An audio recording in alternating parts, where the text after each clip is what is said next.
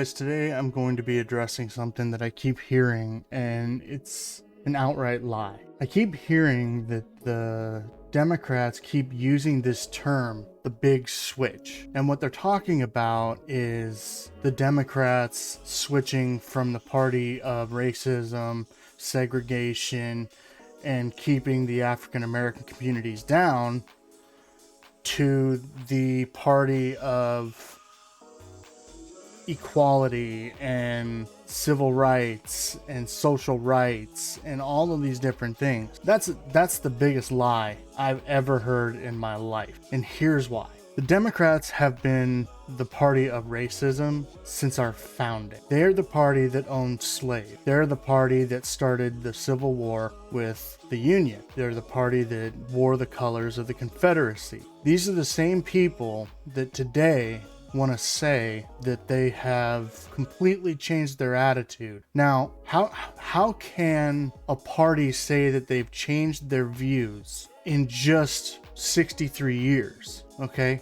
Because clear into the 70s, Joe Biden was talking about segregation and how he did not want it. In his words, he did not want his children going to schools that were jungle. His word, okay? Now, followed the lead of some of the Senate's most fervent segregationists. In a series of never-before-published letters reviewed by CNN, the strength of Biden's opposition to busing comes into sharper focus. On March 25, 1977, Biden wrote, "My bill strikes at the heart of the injustice of court-ordered busing. It prohibits the federal courts from disrupting our educational system." Biden sought and received support from Mississippi Senator James Eastland, the Democratic chairman of the Judiciary Committee and a leading symbol of Southern resistance to desegregation. He frequently spoke of blacks as, quote, an inferior race. Eastland and others were partners on several of Biden's. My biggest concern is that there's more and more young people believing the big switch. There was no switch. After Kennedy was killed, Lyndon B. Johnson came together right in the middle of the civil rights movement. And there is actual recordings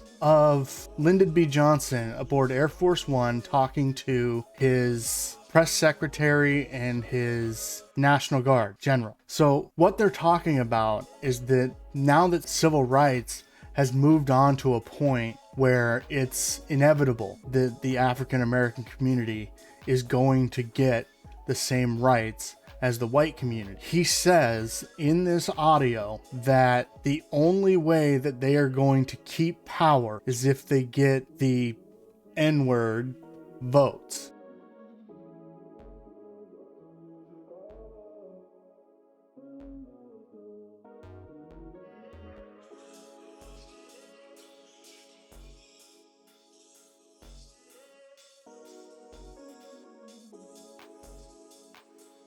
And they've used this same tactic from the 60s through today. Because you look at presidents that were of the Democratic Party, and in order to get elected, who did they pander to most?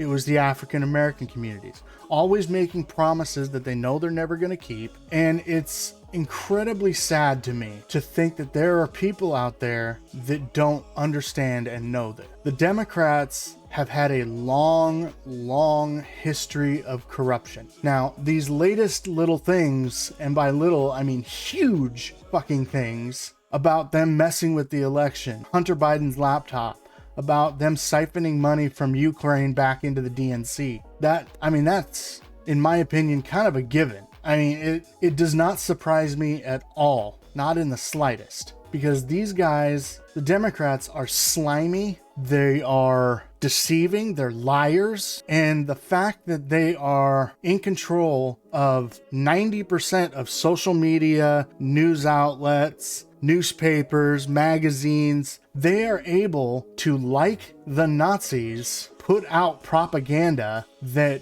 brainwashes the children of our nation into believing this big switch. Well, I'm here to tell you right now that the big switch never happened. Never happened. It morphed into a modernization of racism. The Democrats have kept the African community down forever. Now let me tell you a story. A woman you guys may not know. Her name is Margaret Sanger. Okay, her husband was a grandmaster of the KKK. Now, those of you that have any sense of historical knowledge will also know that Margaret Sanger founded Planned Parenthood. Okay, so she was the one pushed and literally forced African Americans to be aborted, to be sterilized. She's the one that sterilized millions of African Americans during her reign of terror, shall we say. And she was stone cold Democrat, obviously. Her husband's a grandmaster of the KKK. But here you have people like Hillary Clinton who say that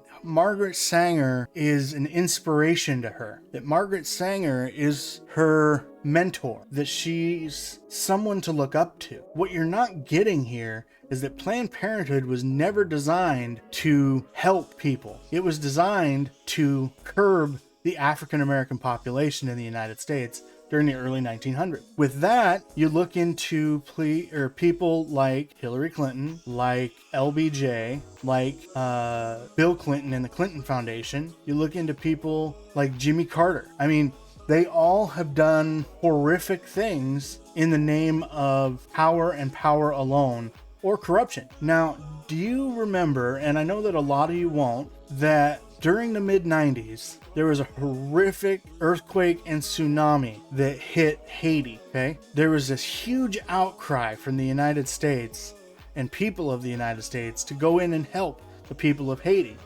And the Clintons immediately popped up and said that they've set up a foundation to help Haiti that was called the Clinton Foundation. Well, when everybody across America just started sending money, just making it rain on the Clinton Foundation. What the Clinton Foundation then did was take that money, go to Haiti, build a warehouse that was supposed to be full of supplies for the people of Haiti, but they built the warehouse in the middle of nowhere, never filled it with anything, and pocketed the rest of that cash. Those who would vote for Hillary Clinton for president need to understand who you're really dealing with. Hillary Clinton is the same person that got a pedophile rapist acquitted of all charges by saying that the child propositioned the guy. She is a horrible, horrible woman. She is the biggest liar. She will do whatever it takes to get elected and stay in power. She's literally the equivalent of somebody like Caligula of ancient Rome. And those of you that don't know who Caligula was, you need to look him up because he did some scary ass shit. I would put Obama in the realm of Nero. And here's why. Nero was a horrific emperor, but he started out very well. And by that, I mean he pandered to the populace very, very well. And it wasn't until about middle of the way that something in his head snapped. Just like that. And he turned into this neurotic, paranoid, overindulgent mess of a human being. There's a story of Nero that says that he started a fire in downtown Rome, right in the middle of the districts that had all the money, the aristocrat. Now, he sat atop his tower and watched Rome burn while playing a lyre. Now, a lyre, whoever doesn't know, is basically just a smaller guitar, right, with less string. He sat there and watched Rome burn. Now, if that sounds familiar to you, in the last couple years of the Obama administration, as Antifa ravaged the country in terrorist activities, you'd be right. Obama could have stopped. Obama could have said enough's enough, but what he saw was a generation of people that weren't putting up with their bullshit anymore and were starting to wake up, and he couldn't have that. So he set his goon squad, aka the Democratic SS, after just everyday Americans, just trying to go to work and come home. That's it. He sent Antifa to start fires all over the Pacific Northwest and down into California. There's pictures of it. He sent Antifa into neighborhoods to just absolutely decimate these neighborhoods. I mean, it's almost like the 92 riots all over again, except in this case, it's government funded. And if that doesn't just piss you off, there's something wrong with you. You need to do some serious soul searching. All of that being said, the Republican Party is the party of Abraham Lincoln. Abraham Lincoln freed the slave. But Abraham Lincoln also knew, as LBJ did, that it was inevitable that the slaves would be freed. So he wanted to go on record as saying that he was the president that freed the slaves. Now, going forward from that, more and more Republicans started jumping on this bandwagon of appeasement of the African American communities. And they would appease the African American community. They'd bring costs down. They'd get the necessities that they needed in order to survive. Not thrive, survive. Now, upon that, you look at both parties at the same time. The Democrats wanted to keep the African American community down, right? The Republicans wanted to appease the African American communities, but wanted to set a cap on really progress within those African American community. Now, through the years, that has kind of changed up. And when I say that has kind of changed up, I mean in just the last few presidents. There's only a couple presidents that really did anything for the African American community. Ronald Reagan, Donald Trump. That's it. That's literally it. He's the one that got the African American communities. With Donald Trump, you had somebody that was on the outside. He'd been on the inside since the 80s. He'd been on the inside. He'd seen what the Republicans, what the Democrats have been up to. And it's like he said in the debate with Hillary Clinton. He said, I do use those tax loopholes because I'm smart. And he said, if you want to close those tax loopholes, then you're going to have to vote those tax loopholes closed. And he said, but you're not going to do that because Clinton and all of her corrupt cohorts use that same tax code to get millions upon millions upon millions of dollars worth of our tax dollars turned into their wealth. Now, the latest stint with Joe Biden has just been awful. Everything that the liberals and the Democrats have said that was going to happen during the Trump administration has now come to fruition in the Democratic run presidency seat with Joe fucking Biden. That piece of shit, Joe Biden. The man is a train wreck, an absolute train wreck. He can't do a damn thing right. And our vice president's not much better. The woman laughs at our pain that we're going through right now in our economy. Literally laughs. And Joe Biden is so out of it, he hasn't had to worry about money since he was a kid. Let that sink in. Not only that, he is literally the embodiment of an awkward person around children. Okay?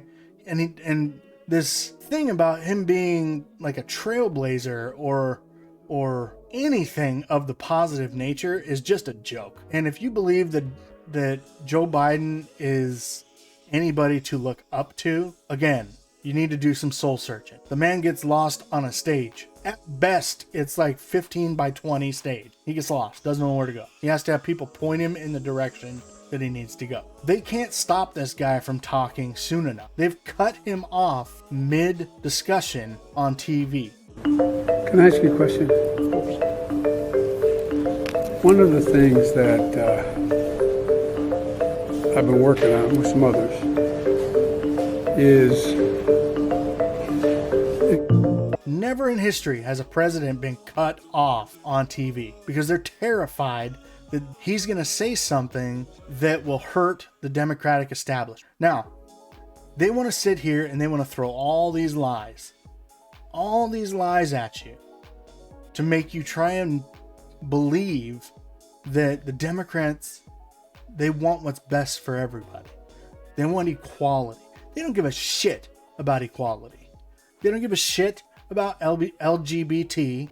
They don't give a shit about really anything. Their goal is complete control. That's why they're trying to get rid of guns. That's why they're trying to own all of the farmland. Because if you control the food, you control the people. It's that simple. If you don't understand that, just look into the history. You don't even have to deep dive. Open a book and it's like page 3 that you're going to find out this information of any history book. The term Southern Democrat came from racist Democrats. You need to understand that. There was no big switch. None whatsoever. There was racism, pandering racism.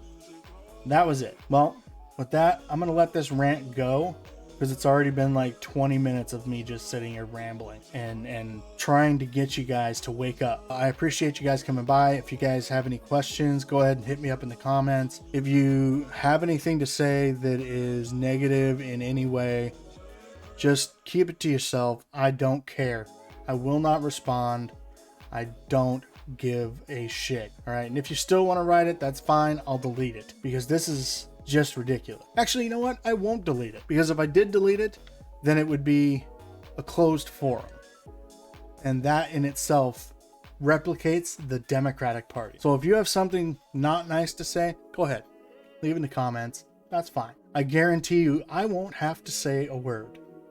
The people that follow me and the people that understand what is going on will take care of that problem for me. And I'll go right back to doing what I'm doing, making videos and putting out facts. It's up to you to decide on whether you believe it or not. If you do believe it, then more power to you. You're fully awake. If you don't believe it and you think that what I'm saying is complete bullshit, cool, you're still asleep. I pray to God that there comes a time where you open your eyes because there's a lot to look at and a lot to see in this horrible place that we're in right now. It's like Tom MacDonald said, you can hate the government but still love your country. I love my country.